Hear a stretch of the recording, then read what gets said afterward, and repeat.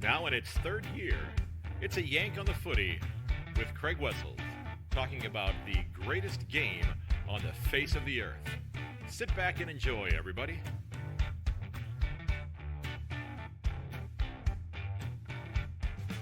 Hello, everyone, and welcome to episode 213 of A Yank on the Footy. I'm Craig Wessels, coming to you from Sandusky, Ohio, and thanks for tuning in.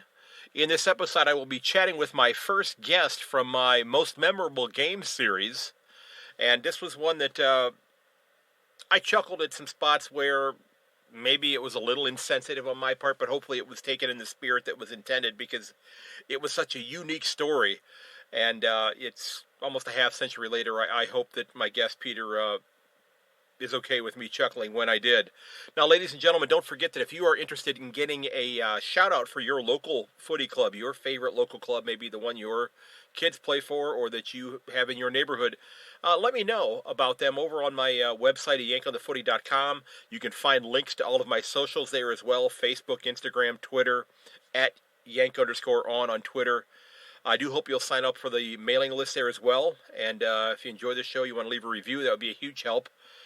And I want to really quickly give a big shout out and a big thank you to all of you who did share a birthday card with my mom, the little project that I was working on over the last couple of months.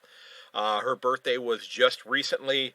And between those of you who listen to the podcast and the great efforts of my sister and my wife, my mom, for her 80th birthday, was able to enjoy, and I think she is still actually opening some of them, but well over 200 birthday cards from all over the world, all over the United States, throughout North America. It was overwhelming. It was just fun to see this reaction from her, because she was giddy about it. She was over the moon.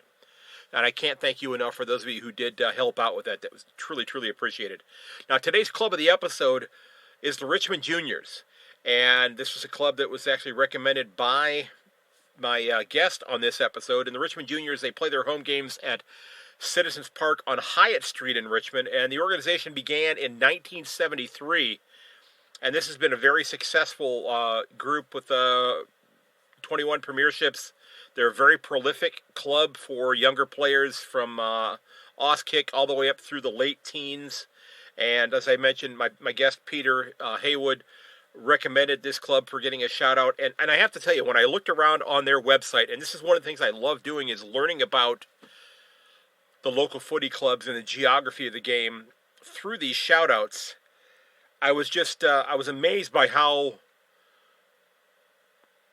much work the club does on behalf of the athletes, these young athletes, because at the end of each year, and if you head over to their website, and I'll link to it on the in the show notes, they put out a little digital booklet at the end of each year where they talk about each of the players. Of course, there are the club photos, but then there's a small paragraph about each of the players that played on the club that year. And I just thought, what a wonderful way for these young athletes to remember their time playing this game and their friends as they go forward 5, 10, 20 years into the future. This is just a really neat way that they go about doing it. So I tip my cap to the Richmond Juniors, because it was a really, really fun roll through on their website. It was great to see some of the things that they were doing over there with that club. Now let's go ahead and jump into my chat with Peter Haywood, who is a mad Richmond supporter, and let's talk about his most memorable game.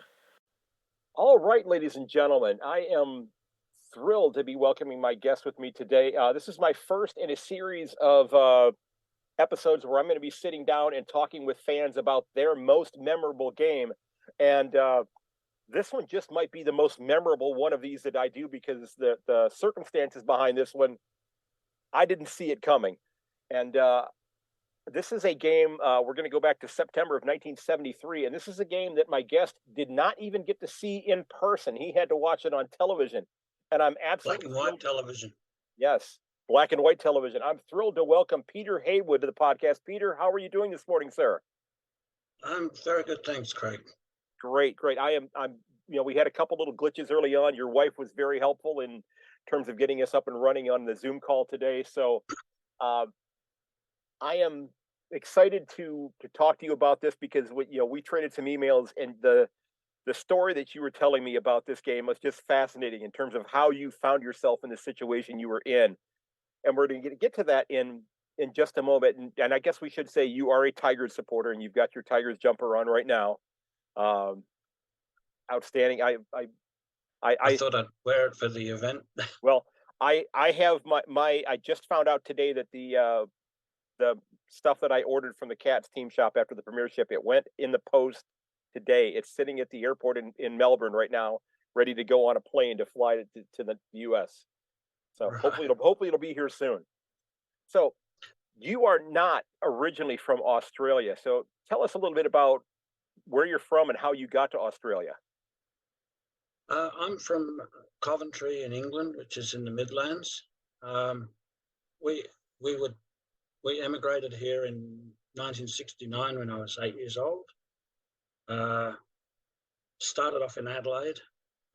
Saw a bit of football on television there. Didn't make any sense to me at all. Didn't show any interest in it. Okay. Came to Melbourne, and the first thing I learned when I reached Melbourne is that football here is like a religion to people. I mean, it defines who you are. Mm-hmm. And first thing that you go to a new school, the kids say to you is, "Who do you barrack for?" And I'd never heard that word before. Barrack, Right. What does that mean? They said, Right, "Who do you support?" I said, "I don't support anybody." So then they all made their pitches, So you have to follow so-and-so or so-and-so. did you start out as a Richmond supporter, or did you get influenced by somebody to support somebody else early on? And you don't have to share that if that's going to cause you any difficulties with your friends. No. The reason I started following Richmond was a kid in the neighbourhood, David Menzies.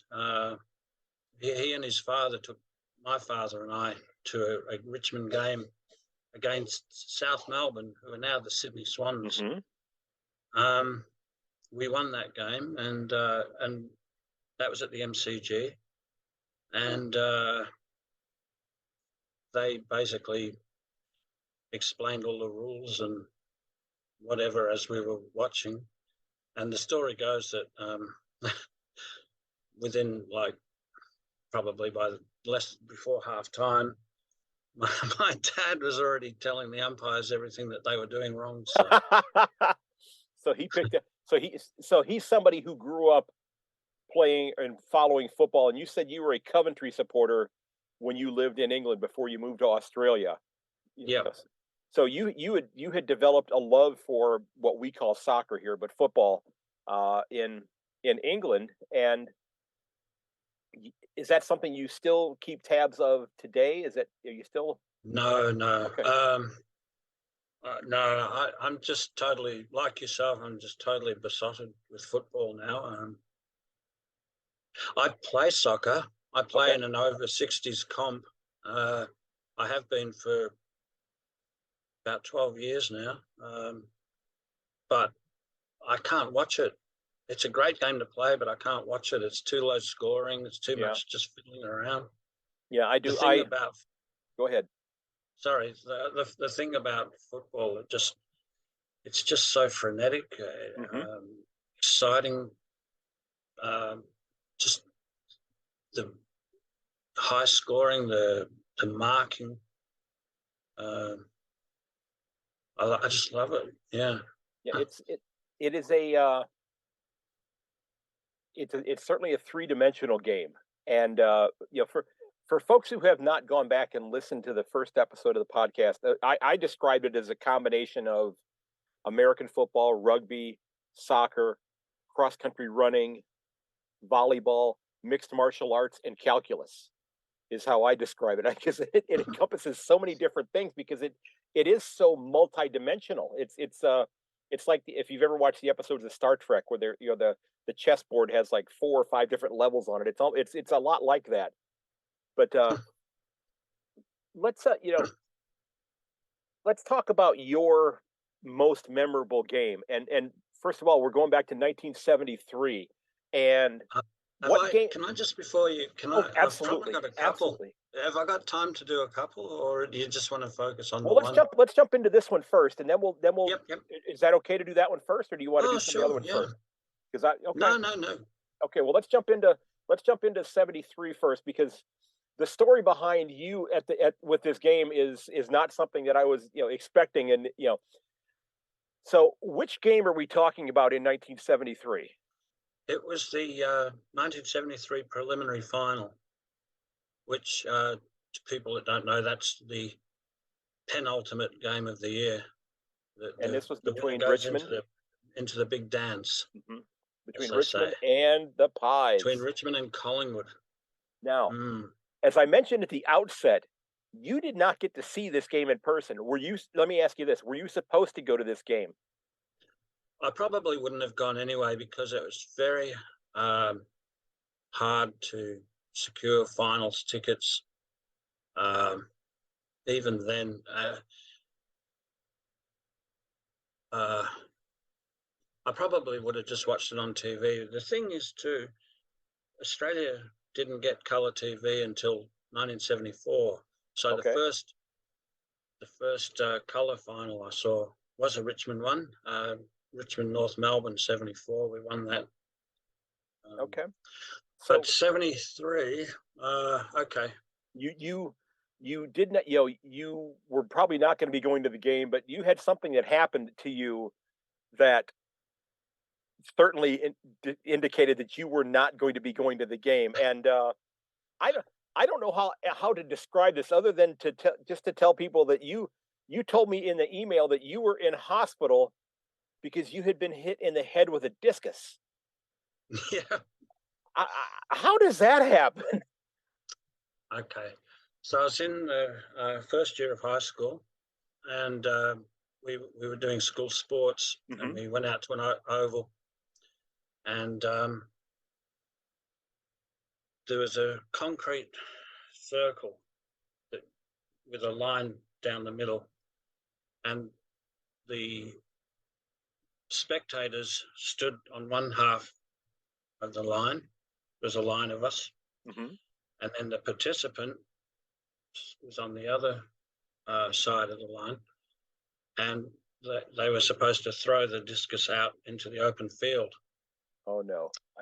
And the girl, it was actually a girl. Her name was Lucianne Noontil, and she must have been watching the Olympics the year before, and thought, oh, I think I'll spin around and round and round and round to build up momentum. And she completely discombobulated, and instead of throwing the discus out into the open fields like she was supposed to, she turned around and fired it straight back over the spectator line towards the crowd. And I was the lucky individual that was on the receiving end of it from about 2 feet away, and it hit me right there. Oh, so man. If it had basically gone there, I'd have had my eye knocked out. If it had gone there, it would have killed me. So that's how lucky I was. So it basically hit you like on the brow line above your right eye. Yep. Okay. So it didn't knock me out. So I just remember we didn't even wait for an ambulance. I just remember 4 kids sort of picking me up by the arms and legs and ferrying me over to Mr. Luder's, the maths teacher's van, and he drove me to Box Hill Hospital, and I was conscious most of the way. And wow. I remember waking up in hospital. So do you still keep in touch with Lucy Ann? No. I mean, I would think my sister was friends with her older sister. Okay. I was going to say that I would think that you should at least be entitled to a lifetime of Christmas cards or birthday cards or something of that nature. Some cookies dropped off at your house a couple of times a year. Just wow. So 2 feet away, you were. I mean, this wasn't like you were out there and you were measuring it at the end to see where it was going to land, and it and it came down. No, This was like it came off of her hand into your head. That yeah, is just wow. So you had no opportunity to get out of the way of that thing. absolutely none. Wow. And it fractured my uh, eye socket and cheekbone in 4 places. I had to have a wire inserted there and the bone knit around it. Hmm. A little bit of plastic surgery there over the scar I have to say, they did a really good job considering it's like nearly 50-year-old technology. Right, right. So, so was this like the day before the game, or was this Oh, I can't may have may have day or been. two? That's one of those fuzzy Okay, details. okay. All I know is I was watching Well, the game in hospital. well, let's get Uh, Lucy Ann on the phone and ask her. I'm sure, I'm sure she's. yeah, So, sorry, but probably married now and has a different surname, so I don't know. well, is your sister? Could your sister reach out to her sister? I don't think they kept in Okay, contact. She I kept know in contact with a and couple of I'm kind of having a little fun with this, but yeah. it is just yeah. I'm guessing that after that happened, for the sport day, they in the future they relocated where the spectators were going to be standing. I'm sure the spectators ended up standing somewhere else, and it became known as. Probably. I didn't go to any more after that. I'd had my fill. I still think that they probably when they go out there to this day, 50 years later, it's the Haywood rule, and they say, hey, would you go over there away from where this person's spinning around in circles? So Yeah. so the game itself is and I printed out the breakdown of the scores and everything off of the AFL tables website here to look at how the game went, Hmm. and who scored and that type of thing, and I got a little breakdown of the game itself, but quarter by quarter, and it was a heck of a comeback in this game. So Yeah. We were 7.5 goals down at halftime, mhm. if I remember correctly. Yeah, it was Might want to 60. verify that. Yeah, it was 67-31. It was you're six goals down at half. 10-7 to 4-7, and then Okay. I think we might have been 45 just before halftime, okay, perhaps. yeah, because it was you had a couple great quarters. Um, in the second half, you certainly did, but it was a well, I'll let you tell the story because I'm here to listen to your story because Yeah. Well, my favourite player was a guy called Royce Hart, who wore number 4, which is currently worn by Dustin Martin. You might have heard of him. oh, I think I've heard that name. Yeah. Um, he was a centre half forward. Um, they say, and this is the league saying this, not a one-eyed Richmond supporter. They Almost reckon that, literally. yeah, Yeah. Sorry. I'm sorry. Yeah. yeah. I'll stop being a smartass. I apologize for that. No, it's all right. It's a long time ago. I'm over it. I'm, I just need to. Yeah, no, it's pretty much agreed that Royce Hart was possibly the best centre half forward of all time, and there's maybe a bit of debate about that. Others might say Wayne Carey from North Melbourne, if you've heard of him. Mhm. So Royce for mine. uh, so what happened was that in those days we didn't have interchange benches where they could just rotate all the time in Right, threes right. and fours. They just had what they called a 19th and later a 20th man who just sat on the pine, and when they came on, that was it. The player they replaced stayed off for the rest of the game. It was really just a kind of an injury reassurance thing. Um, Almost like the medical sub today. In a way, it was kind of yeah, like the medical yep. sub It's today. like the medical sub. Yep. Yeah. And Royce Hart was carrying a leg injury, and so they were trying to spare him. They had him on the bench. They didn't really want to play him. The plan was that we were going to win comfortably, and he might just come on for 5 minutes at the end, and just keep him in cotton wool for next week for the grand final. But yeah, we were a long way down, and things weren't going to plan. I was watching all of this on the little crackly black and white television in the hospital, and I was getting pretty upset about it, I'd have to say. Makes sense. And the nurse was actually saying, "Oh, I think I should probably turn the television off now, because it's, we want you to recuperate, and you're getting kind of worked up." And I'm like, no, just leave it on for 5 more minutes. We'll be right. So, yeah, the story goes that Richmond had this power broker called Graham Richmond, who was, I guess, like the president, current day, they call the president. Okay. And it was just a coincidence that he had this same surname as the team. But he apparently got on the phone to our coach at the time, Tom Hafey, and said, "Get Royce Hart on." And Hafey was saying, "Oh, we're going to save him for next week." And apparently Graham Richmond said to him in no uncertain terms, "If you don't get him on now, there ain't going to be a next week." That's a great point. Hafey relented, brought him on. Royce kicked a couple of crucial goals and swayed the momentum back our way. And yeah, we won by 7 points, I think. Yeah, 7. Yeah.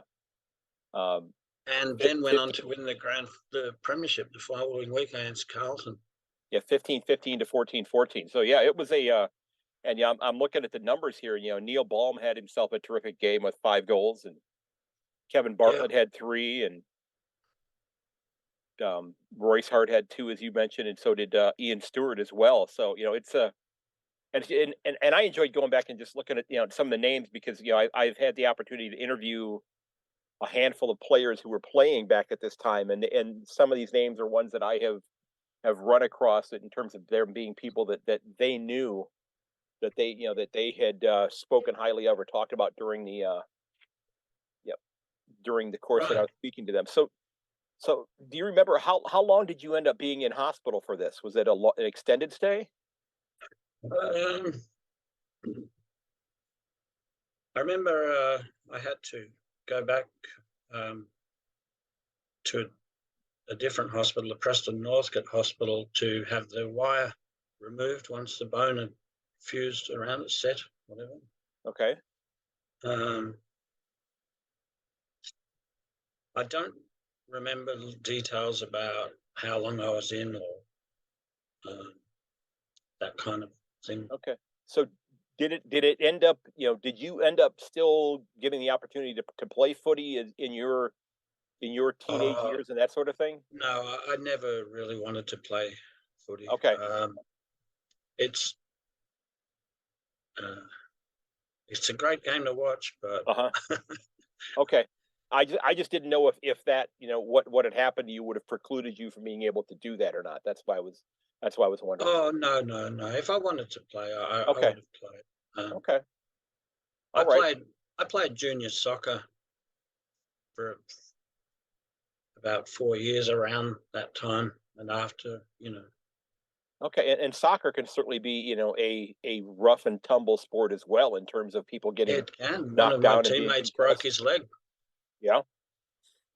It's you see a lot of those types of things, and there's a lot of discussions here in the U.S. in terms of how many concussions tend to occur in playing gridiron football as compared to soccer, and usually soccer ends up coming out with a higher rate of concussions than gridiron does. So That's surprising. I would have thought gridirons are pretty. Then again, they wear a lot of padding, don't they? they do, and it's and the players in many instances are a lot bigger than in footy. Not in every case, but you have some guys that are just massive that might be 125, 130, 150 kilos in size. Just Yeah. big men that are playing. So you mentioned that you also have a couple of other games that stick in your memory. Before I do, I just wanted to show you Okay, go ahead. Yeah, of Royce Hart holding the Premiership Cup the following week. outstanding. Yeah, that's now that was at the MCG as well, then, right? That they were playing that then. Yeah. Okay. Yeah. Now, did you get to that game? Sorry? Did you get to that game? Because it's bigger. Oh, no. I've only ever been to two grand finals. The 72, which we lost. Uh-huh. That was an amazing game. We scored 150 points, and the opposition kicked 177. Wow. In any other game, 150 points would secure you an enormous win. If you were to say to somebody, okay, your club's going to score 150 points today, you're feeling pretty good about your chances of winning that contest. Yeah. And it's wow. That's I've not looked at the 72 grand final. I need to go back and look at that. That's a tremendous score. That's a tremendously huge score there. So you've been a supporter since you moved, basically since you got exposed to the game, and it's a game that you. 1971, I started following Richmond. Okay. About 10 years old. Yeah. And that's now. Did your father stay a supporter as well? Yeah. We used to go every week.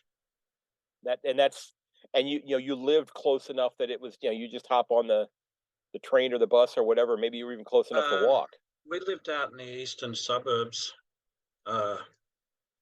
We used to just drive in and park at the ground in the car park. Okay. I've actually lived in Richmond for the last 30 years.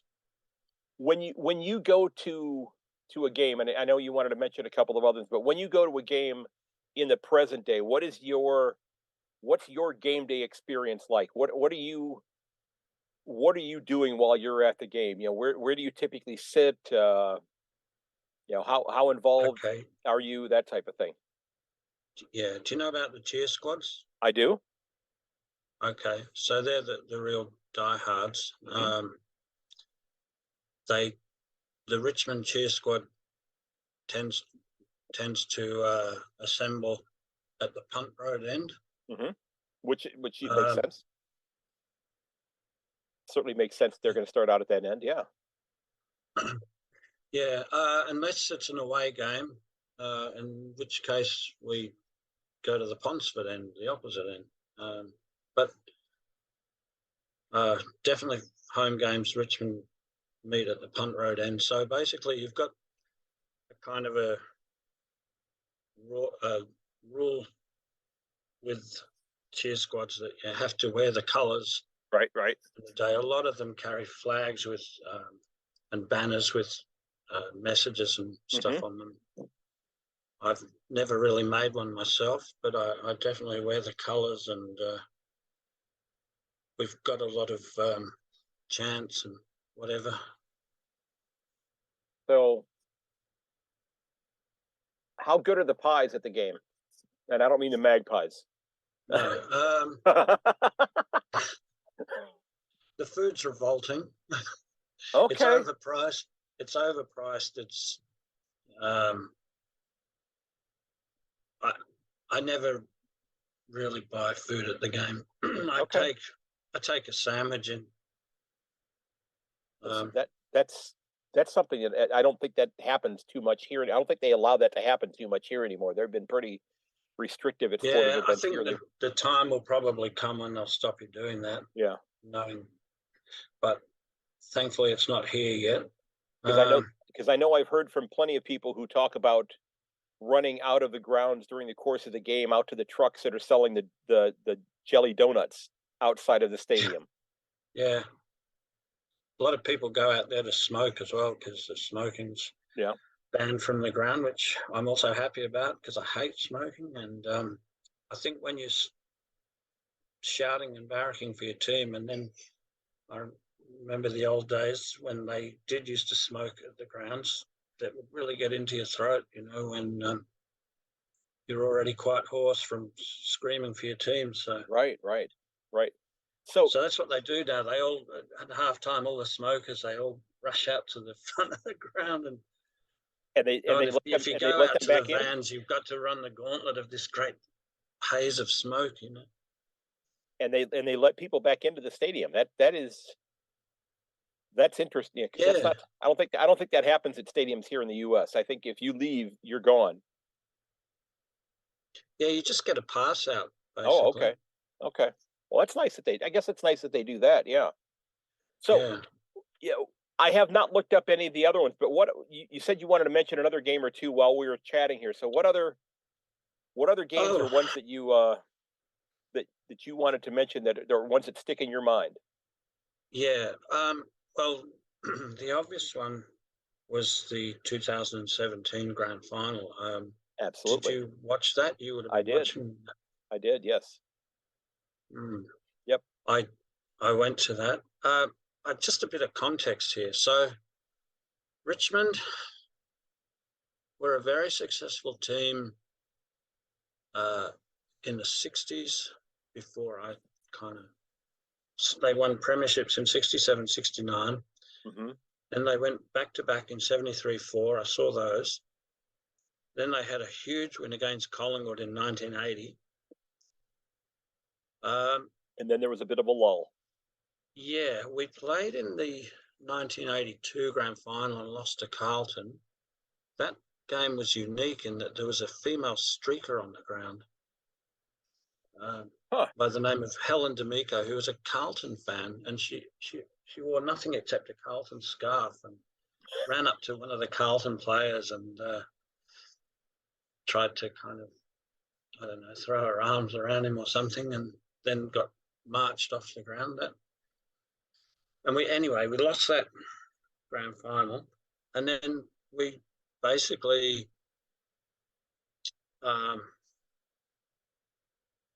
went into oblivion for 35 years. Mm-hmm. There was a big thing that happened. Collingwood poached a couple of our disgruntled players after that 82 final. Okay. And we kind of did a sort of a payback thing where we poached some of their players, and we were doing this tit for tat kind of thing.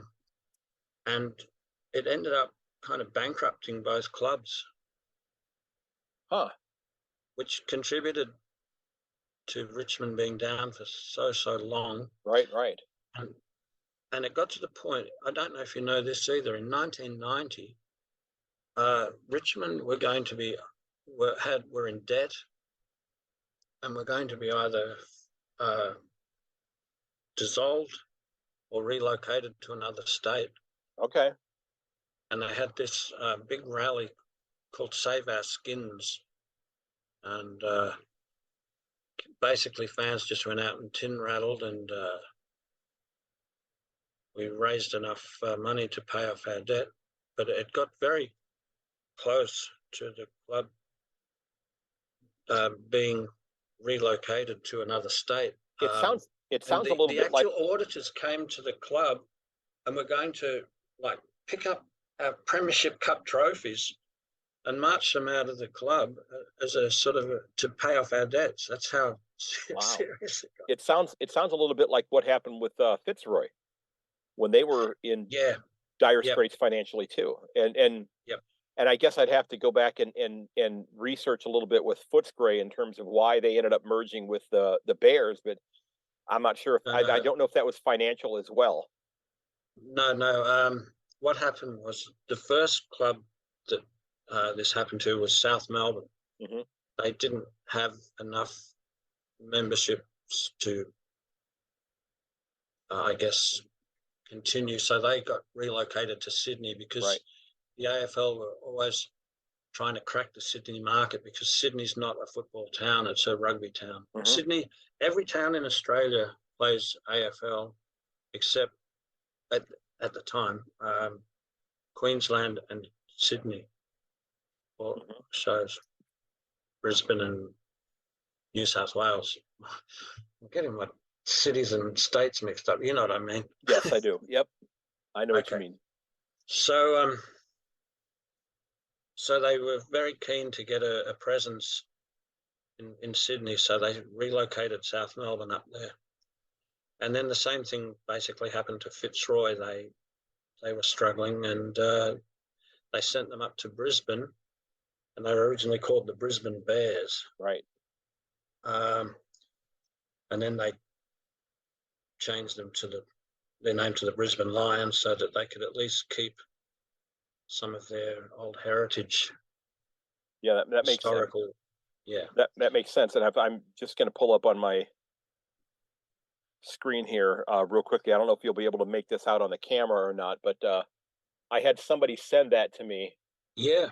I've got, it's the desk in my classroom is covered with and I actually have a few more on there now than that, but it's covered with footy stickers on the front of my desk in my classroom. So really? of all sorts of different clubs and that type of thing. So I thought the Brisbane Bears originally had a very nice jumper design. It was sort of yellow and not quite brown. Anyway, yeah. So, did you mention? Yeah, I know you mentioned 2017, and of course that was that was yes, that was kind of the game that got Richmond back on track, and you have to kind of. Well, let me ask you this. Let's go back to 2010, because when Brennan Gale takes over, heading up the club and basically says, within the next 10 years we're going to win 3 premierships. What's going as have a 75,000 members and be free of debt. Right. What's going through your mind when he says that? Yeah, well, he was on. He said that on television, and I remember the hosts at the time were kind of smirking and raising their eyebrows because it just seemed so fanciful. I mean, Richmond had become a laughing stock. That for many years, we finished either in the bottom 4, or 9th. There was this kind of a joke going around, 9thmen, they used to call us, because we'd always just miss out on the finals. So, yeah, and I think that you have the AFL over the last 20 years have had some significant dynasty, and I guess I'd have to go back and look at the actual years, and it might be 25 years. In terms of some dynasties, if you will. If you look at the Lions, 3 premierships, the Hawks, the Cats, the Tigers. There've been some great clubs that have put together some great clusters of years. Brisbane went 2001, 2, 3. Hawthorn did a 3-peat.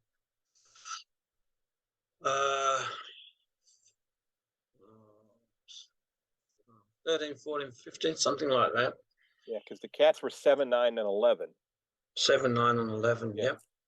And it's and then you got. And they'd had a long drought themselves.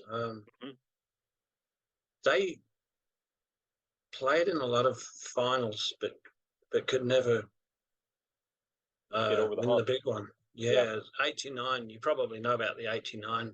I've watched it a couple of times, as a matter of fact. That was a fantastic game. Long Hawthorn, yeah. That was. Did you say you've seen Gary Ablett? You'd like Gary Ablett? I have, yes. Yes, I have seen just an absolutely terrific. What are your thoughts on how? And while I have you here, just look at the Tigers going into 2023. It's the Tigers are I think a team that a club that a lot of people in the present state of the club, a lot of people are that are supporters of other clubs kind of take a little bit of a sigh of relief when the Tigers get knocked out of the finals, because they're like, that team can beat, when they're playing the way they're capable of playing and everybody's healthy, they can beat anybody. And it's just, so there's a lot of clubs that are like, okay, they've been bounced out. We don't have to worry about them. So it's, what are your thoughts for 2023 right now? And I know the draft hasn't happened yet, but what are you looking forward to? The draft has happened, actually. No, it hasn't. No, sorry. No, a couple more weeks. We've done a lot of pre-draft deals. Yeah, we don't really have a strong hand in the draft this year. But we traded for two very experienced players. We traded away a lot of our picks for two very experienced players from GWS, called Tim Caranto and Hopper and Jacob Hopper. Yeah. And I'm so excited about next year. I think a lot of people think, that Richmond's in decline because we've got a lot of players near the end, and we have, but we've got some really exciting players coming through as well. Well, look over my shoulder here. You're going to see a lot of blue and white. Yeah. And you'll notice, and if, as you know, they were told, and I did not tip the Cats to win this year. I think when I tipped the season, I had the 6th on the ladder. I was not. They proved me wrong, but they proved a lot of people wrong. Who had too old, too slow, that sort of thing, and they kind of embraced that at the end, and they completely revamped the way that they play the game. So, I would not put it past Richmond to be back top 4 next year at all. I wouldn't put it past them if Dusty's healthy, Tom Lynch, gets a full season and he's healthy. Toronto and Hopper, fold into that midfield and do what they're capable of doing. And they do what in Richmond what they did at GWS. I think that could still, you've still got young Mr. Bolton there, who was the highlight machine of my fantasy team this year. It's pretty exciting, isn't it? Yeah, it's there's no reason why that team can't be back in the top 4 again this year. And it's scary to say that, quite frankly. So, have we got a bit of time? Sure we do. Yeah. Okay. I just want to give you a little bit of an overview of how this all started with the VFL. I'll try to make it brief. It's this suburban thing. So I live in Richmond. I don't know if you're aware of the geography of it all, but Richmond is basically is one suburb away from the Melbourne CBD. Right. So I'm like a 20 from my house. Yeah, I'm like a 20-minute walk to the MCG. Okay. And then, so then I live in the north end of Richmond, and the boundary that separates us from Collingwood is just one road, Victoria Street. Victoria Street is kind of like a Vietnamese area. There's lots of Vietnamese restaurants, and then on the other side of Victoria Street, that's the boundary. It goes into a suburb called Abbotsford, which is basically the Collingwood stronghold. So if you walk through the streets of Abbotsford, you come to the old Collingwood ground, Victoria Park. Okay. They don't use that as their base of operations anymore. They've shifted. But anyway, and then further north is Carlton. And then further north to that, these are all in a very tight sort of right radius. I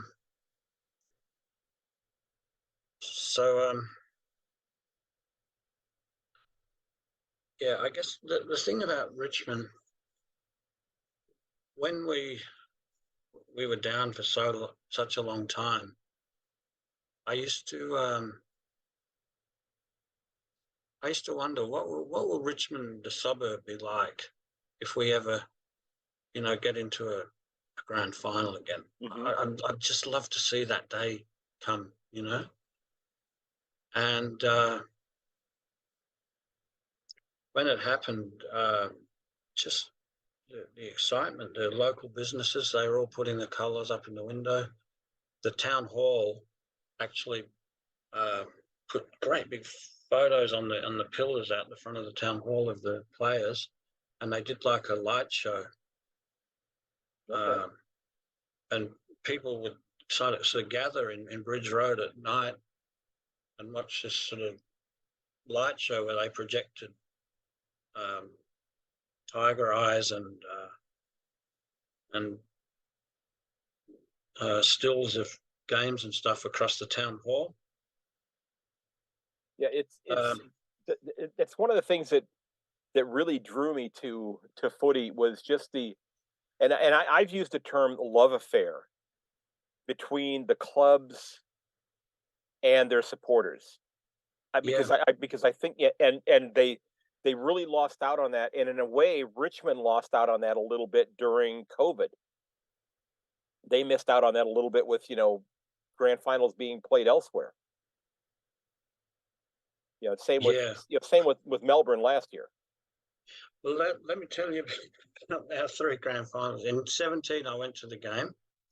So I was in a crowd of 100,000 people. 19, I couldn't get a ticket to the game, but I went to Richmond's home ground to watch it on their oval, Punt Road Oval, which is just right next door, isn't it? Right next door to the MCR. You're aware of that? Okay, yeah. So I was once again in another crowd of about 30,000 people watching it all on the big screen. And then, when the siren went, we were all kind of celebrating together. And then in 2020, with COVID, when we, I hate to bring this up, when we played Geelong,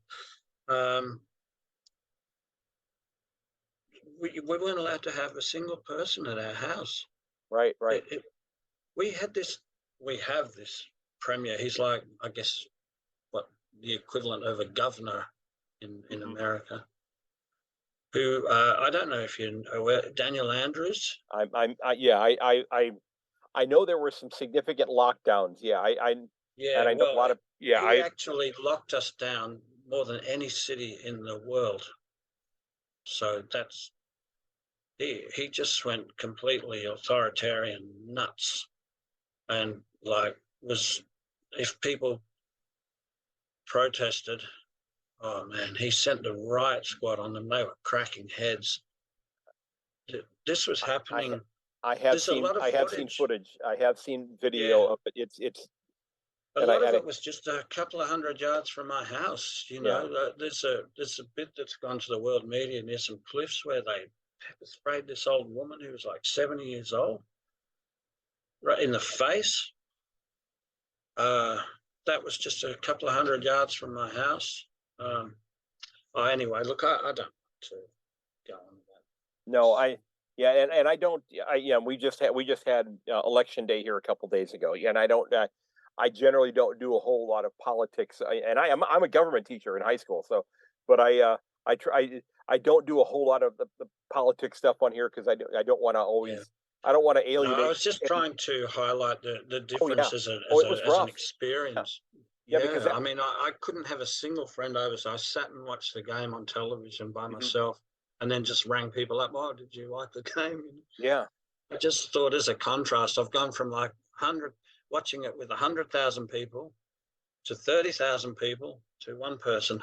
Right. In the space of 3 years. Yeah, it is a. But I'm glad there's a bit of normalcy that has returned, and that it was great to see the stadiums filled as much as they were this year. And I know that we would love to get bigger crowds at games, and I know that Geelong is going to have 40,000 plus seats coming up here very soon at Cardinia Park. So it's going to be great to just get footy back again, and and of course, and this is not to discount the women's game because I enjoy watching the women's game as well, and it's that brand of football has improved year on year. since the league began, because it's because you had players who had not been given the opportunity to play the game at a high level for a number of years, that maybe played it when they were in their early teens, that are having to go back and you know acclimatize themselves to this game that they grew up loving. And it's taken a little bit of time for them to get back at it. But there's some phenomenal footy players playing in the AFLW. And Mm. last year I watched every AFLW game. I watched every one of them. Now this, they changed with the season having shifted. It's right in the middle of when I do all of my announcing for soccer and football here at the school where I teach at. So I've not been able to watch as many games. I've watched maybe 30% of the games this year, but it gives me something to do in the off season, because I can go back on the Watch AFL app and turn on any game I want to watch going back to 2017, and yeah, I'll sit down and watch that one. So when the Cats signed on Tyson Stengel, I was able to go back and watch a couple of games that he played with Adelaide to see what what kind of a player Tyson he was going to Stengel be for them. came from Richmond originally. Yes, he did. Yeah, he did. Mm. You'd love to have him back. Think about him and Shai Bolton playing together. Yeah, That we Yeah. had, I guess, a couple of Aboriginal players that were kind of getting into trouble. There was Tyson Stengel and Sydney Stack. I don't know if you remember hearing about this, but Sydney Stack He kind of got broke. delisted this year, didn't he? Yeah, because Yeah. he broke some COVID protocols when we were at the hubs Hmm. in the lead up to the 2020 grand final. He went out with another Richmond player called Callum Coleman Jones, who's since been delisted, and they kind of broke their lockdown rules and went out and went to a Subway or something in the Subway, not station, Subway Right. The restaurant restaurant. Yes. Yeah. in the after midnight or something. And then they got into a fight with a couple of people on the street. And yeah, so we got into a lot of trouble over that. And I can't remember what Tyson Stengel's issues were, but I guess we just figured, both of these players are giving us a lot of grief, and we kind of have to cut one loose, and we cut the wrong one loose. Well, yeah, and I'm glad that he's got his life on track, and again, I hope that that everybody's able to to go and just live their life, where they're happy and healthy, wherever that may be. If he's playing with the Cats, if he's playing with Adelaide, or wherever he happens to be, you just want to see people be happy, and it's just it's been nice to see him have some success. Um, so I do want to thank you for before we wrap up here. So are you as excited? Yeah, you kind of alluded to the fact you're excited about 2023, but do you think your mob is a top 4 side again this year? Do I think we're a top 4 side again? Yeah. Yeah, I do. Okay. I think I might agree with you. It's and I yeah, I just without the draft having taken place right now, I think there probably are a dozen teams that you could argue are going to be in the top 8. It's going to Well, I hate to say, I think Collingwood will probably be in contention. We always like it when Collingwood fail. That's something right across the whole competition. Everyone hates Collingwood. Well, I know I have been told that I've been told that as a Cat supporter I'm not supposed to like Hawthorn. That's what I keep getting told that, but I came to the game so late in life that I don't have it in my DNA to hate other clubs. I mean, I actually admire Hawthorn. Okay. I do. They've just been everything that they've done since basically. I mean, we've got premierships going back to the 40s, but everything that Hawthorn's done has been done basically since 1961. So they were great through the 60s, the 70s, the 80s, the 90s. they're just a phenomenal club. Very You consistent know, club, yes. when we were struggling, I used to look across at them and think, God, I wish I picked Hawthorn. Yeah, because once you have once you've donned the sash, you have to stick with it. You know, Oh yeah, it gets into your blood for sure. yeah. Well, and that's and I've asked people about this in the past because as somebody who's trying to promote the game here in the U.S. I mean I have my I have a number of cats items in my classroom. In fact, I have a package coming from the cats team shop that, like as I told you at the outset, is in the post right now. That I spent way too much money at the cats team shop after they won the premiership. My wife was. Do the kids ask you about it? Are They they do. curious? They do. Yeah, they do. And I'll and in the mornings when I get to school, I'll usually have when the season's going on, I'll have a game on the television in my classroom, and sometimes kids will come in before school to watch a little bit of it. The kids who play gridiron are always interested in seeing the differences in the game, and and I show them the tackling and that sort of thing, and the speckies and such. They're fascinated by that. Hmm. I've the principal, the gentleman who is the head of my high school where I teach. I turned him into a footy fan. He's an Essendon supporter. So Yeah. what are you going to do? Uh, Hmm. but it's I've had a few other people that have watched, but it's usually me. I mean, I've not had anybody come to my house to watch a game with me before. Like I said, my wife doesn't care to watch the games. Um, and I'm okay with that. I mean, I don't, I try to, I'll watch the Cats games live, whenever they're played. So if they're playing at, 3 o'clock in the morning at my time, I'm up at 3 o'clock in the morning to watch them play live. So, Yeah. because Why don't you just record them? oh no, I can record all of them. I get them on the with my international membership. We get what's called the Watch AFL app, which gives us all of the games live or on demand, and all of the TV programming from Fox Footy. But I like to watch them. I like to watch the Cats live. I won't always watch all of the other games live because usually the afternoon games, that's a 1 o'clock in the afternoon game, will be coming on here at 11 o'clock at night. But like the Cats might play a 5:35 in the morning game, which is a 7:35 in the evening the next night. At GmbHA or at Marvel or wherever they happen to be playing. But I like to watch them live. And it's because I'll be online chatting with other cat supporters during the course of the game, and I spend so much time on social media with the podcast that if I'm watching, if I'm watching it on delay, I have to stay off social media so I don't know who won. So that's always a problem. So I just wanted to say about the 2017 grand final. Do you remember that the Killers were the halftime entertainment? I'm familiar with the band. Yes, yeah. Yeah, from Nevada, I think they are. Okay. Yeah, I know that Jack Rewalt sang with them afterwards, if I'm not mistaken. Yeah. So that was the amazing thing. So after the game, we sort of hung around a bit. There was a whole entourage of us, and then we went back and watched the Killers do the set after dark, and Jack get up on stage with them. Mm-hmm. And then we walked back through the streets of Richmond, and we said, "Oh, let's go and have a quiet beer somewhere to celebrate." And I'm not kidding.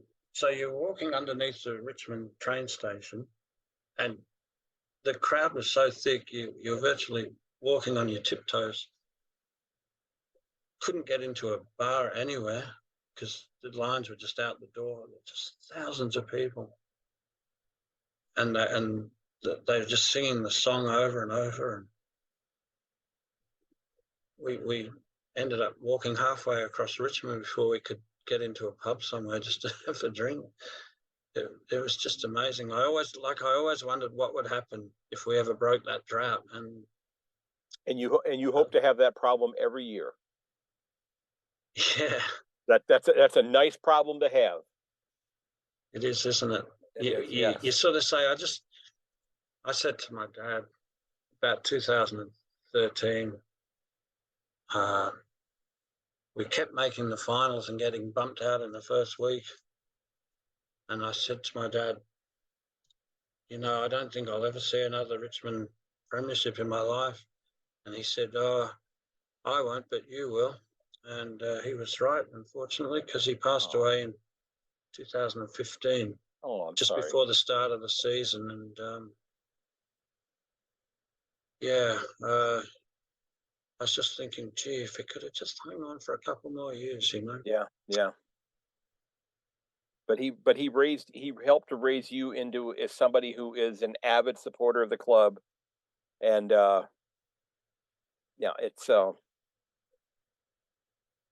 it's great to hear these stories. Now, I have the last thing I want to ask you before we wrap up here. Do you watch the track and field events at the Olympics and at the Commonwealth Games? No. Okay, I can. It's just harking back to the discus thing. That's why. I was asking. Yes. Yeah. No, I've only really got an interest in two sports to watch, and that's football and cricket. Okay. Soccer to play, and that's it. I have no interest in any other sport. Yeah, I thought about trying to start following cricket, but it's I don't have an avenue to watch it right now. It's an acquired taste. Yeah. Yep. I've heard, there's differences between like the longer things and then the Big Bash and that sort of thing, but that's a discussion for another day, most definitely. So, yeah. Well, ladies and gentlemen, I want to thank Peter Haywood for getting up early this morning, and I want to thank his wife for helping get us connected on here as well, so we were able to sit down and see each other face to face on this Zoom call. Peter, I appreciate you telling the story about the games that stick with you, and the 2017 one, of course, made a lot of sense because it was that first one in a long time. But loved hearing the story about the unfortunate story, if you will, of the Collingwood game that you had back in '73, and find out what happened to Luann. Maybe you can get some cookies from her or something. Take him to the game. Lucienne. I'm sorry, I wrote it. Yes, I can't read my own handwriting. Can't read my own handwriting there. I'll remember forever. Yes, absolutely. Well, hey, I appreciate you coming on. Thanks so very much. I appreciate that. Thank you. You bet. All right, Peter, thanks so very much for getting up early to sit down and chat. I do greatly appreciate it. This was a wonderful introduction to the Most Memorable Game series. I'm amazed that you, well, quite frankly, survived what you went through, because it could have been much more tragic than it ultimately became. Now, again, ladies and gentlemen, if you've listened and you have a memorable game, hopefully it does not involve adapting the rules to track and field in order to get on the podcast. Sorry, Peter, I couldn't resist, man. But if you have a story about your most memorable game, I'd love to hear from you. Reach out to me over on my website at ayankonthefooty.com. Shoot me an email at ayankonthefooty@gmail.com. I would love to sit down and chat with you about that most memorable game and share your experiences with my listeners. Now, folks, remember that you can find everything about the podcast over at my website at ayankonthefooty.com. I do hope you'll subscribe to the mailing list, that you'll get on there and you'll leave a review if you enjoy the show. I've had some really good reviews there. If you want to help out the show and help keep it afloat, you can click on the Buy Me a Coffee button over there. You can leave me a voicemail as well. And if you've got an idea for a guest for the podcast that's maybe not in line with the most memorable episode or most memorable game format that I'm doing right now, please share their name with me, because I would love to get in touch with them. Now, ladies and gentlemen, please look out for one another. We're approaching the holiday season.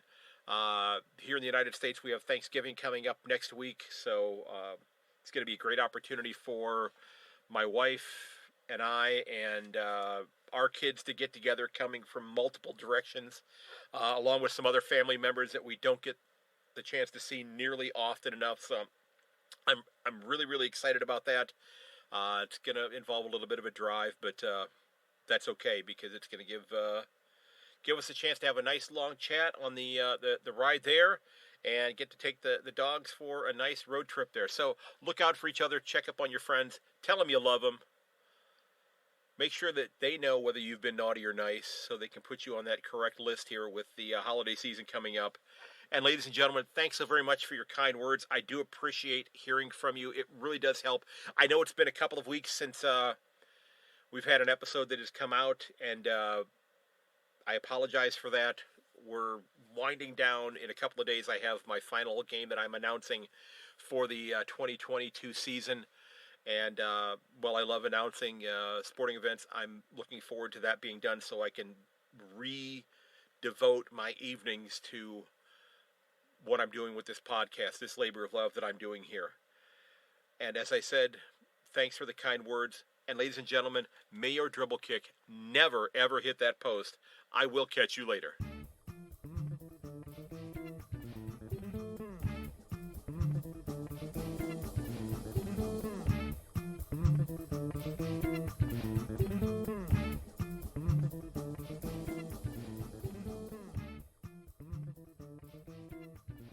This has been episode 213 of A Yank on the Footy, my chat with Peter Haywood. Don't forget that you can reach me at yank_on Twitter or to yankonthefooty@gmail.com. You can find the podcast on Instagram as well as on Facebook. Just look out for A Yank on the Footy, or find my name on Facebook, Craig Wessels, and give me a follow there. I love connecting with footy fans from all over the world. Again, thanks for listening, and please share the podcast with your friends and family. And until next time, everyone, goodbye.